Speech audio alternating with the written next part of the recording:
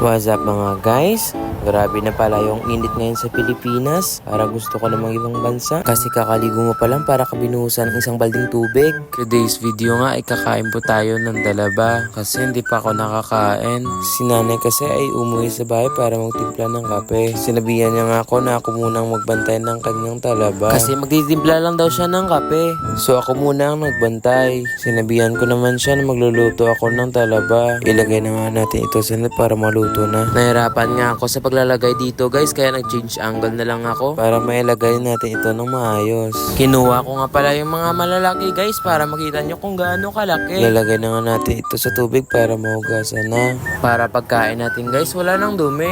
Hugasan lang pala natin itong mabuti. Para pagkain natin guys ay wala nang dumi.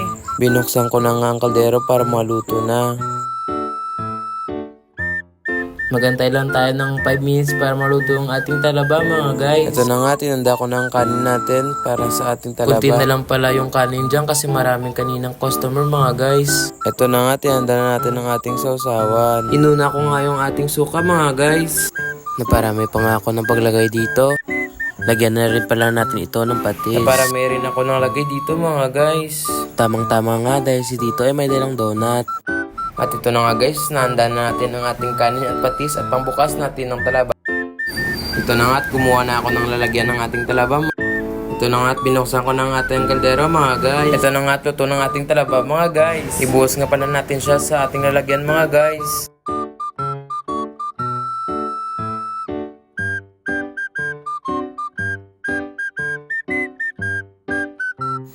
Binuksan ko na mga guys para makain na natin.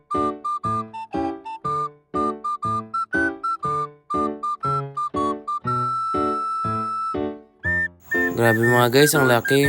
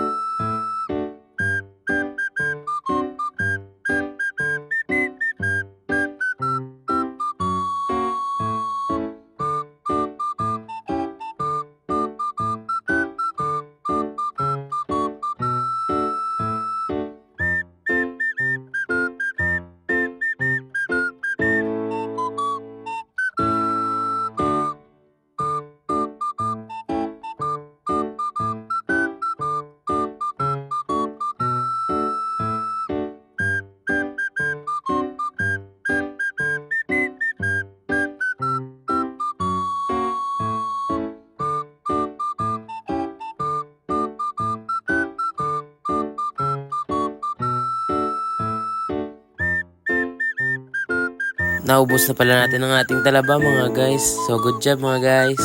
Thanks for watching. Bye bye.